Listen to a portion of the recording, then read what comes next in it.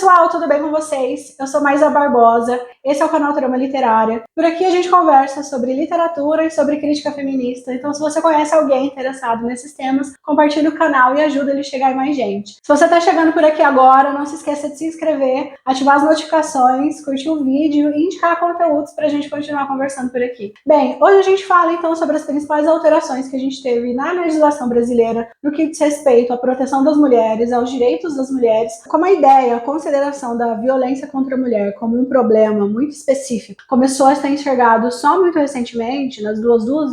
últimas duas décadas, dentro da nossa legislação, a gente pode afirmar que o que orientava as decisões legais, o que orientava a justiça até esse momento, era o Código Penal de 1940, e que, obviamente, ele era conduzido, ele era orientado a partir de uma lógica extremamente patriarcal da certeza de que o homem tinha direitos em relação às mulheres, de que o homem era superior em relação à mulher, e não tinha necessariamente menção de uma violência específica e contínua em relação às mulheres, seja no espaço doméstico, seja no espaço fora de casa. Até esse momento a gente vai perceber que o que ordenava as condutas a serem incriminadas era justamente uma percepção extremamente moralizante e que considerava muitas vezes a mulher como um ser extremamente indefeso, a ser protegido de qualquer maneira. A diferença central, então, dessa ideia moralizante é a ideia de que hoje, dentro da nossa legislação, a mulher é considerada um sujeito pleno de direitos e deveres e que precisa ter esses direitos e esses deveres resguardados. Quando a gente olha para o Código Penal de 1940, a mulher ela vai ser vista como um ser a ser tutelado. Então, por mais que a gente olhe e pareça que talvez seja uma consideração em relação ao sujeito que precisa ser protegido, a gente olha e a gente percebe que, na verdade, é um ser que está sendo tutelado, no sentido de ter menos capacidade para tomar suas decisões ou precisar que as decisões sejam tomadas com base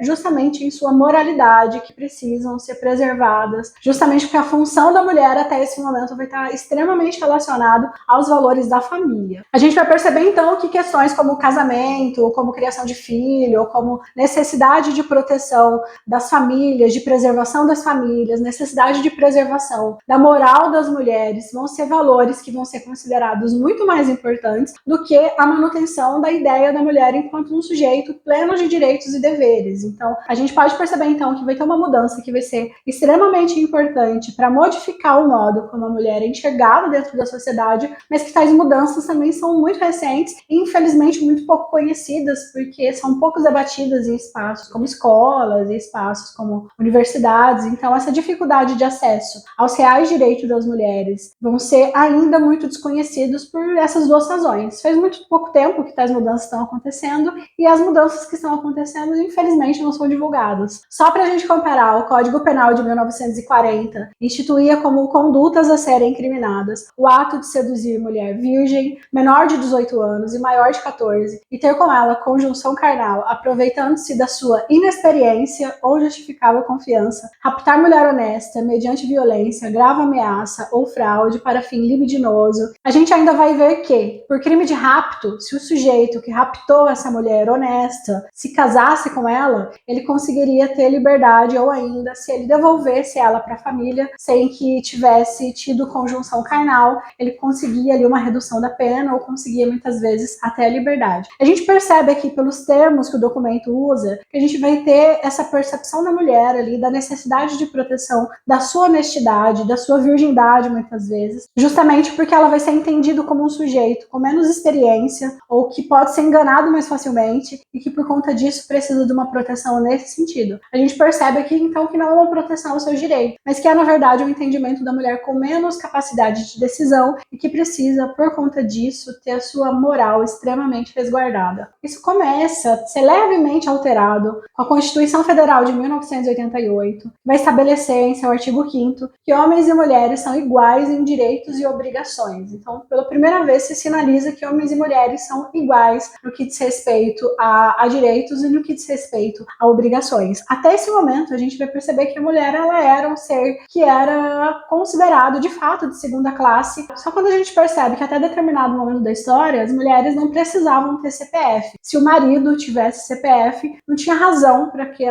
ela ter CPF. Até porque qualquer decisão que ela precisasse tomar, que fosse por passar pelo seu CPF, na verdade, ia passar pelo CPF do seu marido também. Então, muitas vezes, as mulheres, elas se mantinham ali só com o CPF do marido, só com o documento oficial do marido. Então, até essa primeira sinalização de mudança, com a Constituição Federal de 1988, a mulher, ela era vista como um ser incapaz de se proteger, extremamente inexperiente, que poderia ser manipulada pelos seus desejos, como alguém que fosse ser manipulado por alguém mais experiente, ou por alguém mal intencionado. Então, as suas decisões, elas precisavam necessariamente passar por um ordenamento jurídico que fosse extremamente moralizante. A Lei Maria da Penha vai ser a primeira que vai promover uma alteração muito significativa nisso, justamente porque antes a gente vai perceber que não tinha, por exemplo, uma punição para lesão corporal em relação à mulher especificamente. Então, muitas vezes, mulheres que apanhavam dentro de casa não tinham para onde ir, não tinha uma delegacia para ir, ou não tinha necessariamente um lugar para quem se queixar e que fosse, de fato, ter um resultado efetivo. Não tinha, então, até esse momento, uma punição severa que impossibilitasse ou que dificultasse a repetição da violência. Então, a mulher, ela podia denunciar, quando ela voltasse, não ia ter sido tomada nenhuma decisão concreta, e essa violência permanecia, essa violência continuava, justamente porque não tinha ainda uma leitura do quão sério ou do quão grave era a violência contra a mulher, justamente porque até a Lei Maria da Penha não se enxergava a lesão corporal ou as outras formas de violência contra a mulher como um crime de fato com potencialidade ofensiva. Então, até esse momento, a mulher, ela era extremamente desprotegida. Uma outra vantagem que a gente vai perceber que, aos poucos, vem sendo construída com a Lei Maria da Penha, é claro que em alguns lugares do Brasil isso vai funcionar melhor, em outros lugares funciona ainda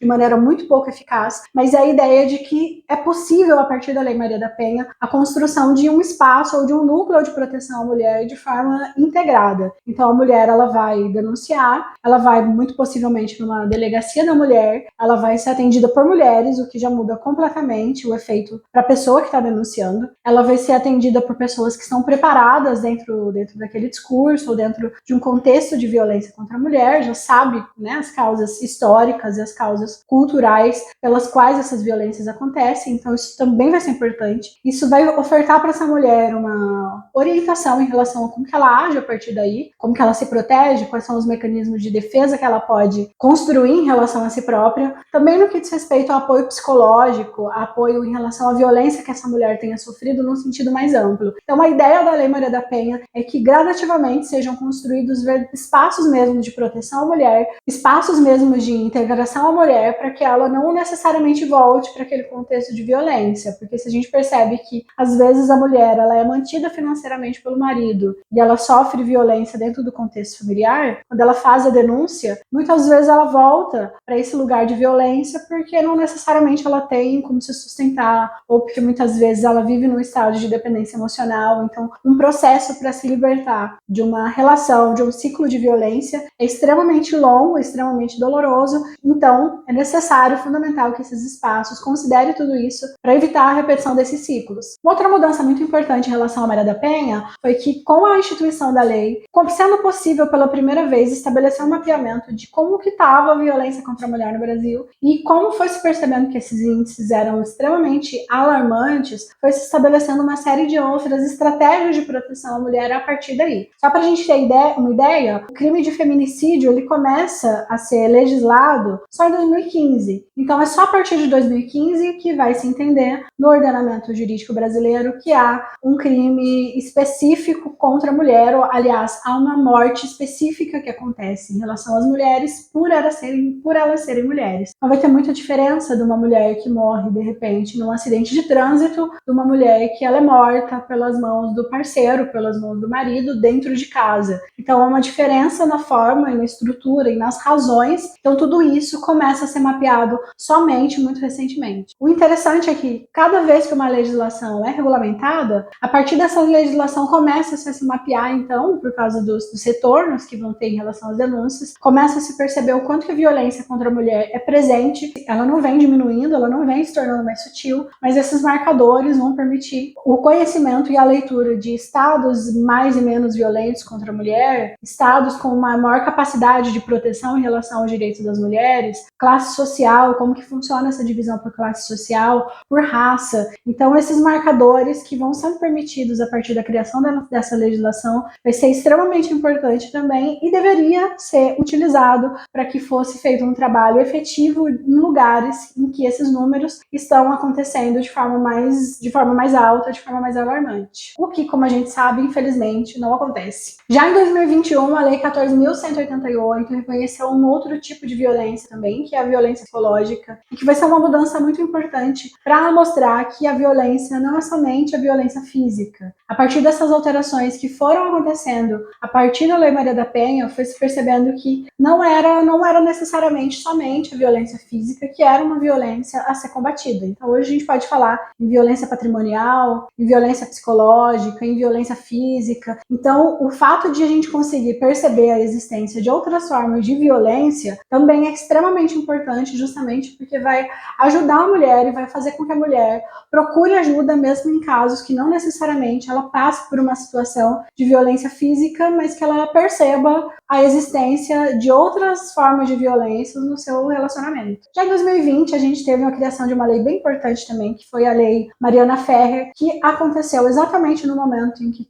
ela estava passando por uma etapa do julgamento, e o promotor, e o advogado e o juiz elaboraram toda uma cena de constrangimento em relação a ela, no qual colocaram uma cena dela de biquíni e colocaram também fotos manipuladas, tiraram fotos do Instagram dela, manipularam essas fotos para que ela aparecesse com o corpo menos coberto, justamente para dizer que, bom, se ela estava com o corpo descoberto, como assim ela está denunciando alguém por estupro? Isso dialoga justamente com aquela ideia de moral que a gente falou lá no começo, de que conduzia as decisões do Código Penal até o começo do século XXI. Então, por mais que o Código Penal fosse de 1940, a gente tinha toda essa ideia de moralidade funcionando muito ativamente até ali o início do século XXI e funcionou, no caso, para essa lei que fez com que surgisse a Lei Mariana Ferrer. O fato de o advogado questionar a legalidade da denúncia dela a partir do questionamento da moral dela, a partir do fato de ela estar de biquíni, a partir do fato dela estar com o corpo à mostra nas redes sociais, isso conversa justamente com aquilo. Bom, se você não é uma mulher que tem moral para mostrar teu corpo de biquíni no Instagram, como assim você vai garantir que você era virgem quando você foi estuprada?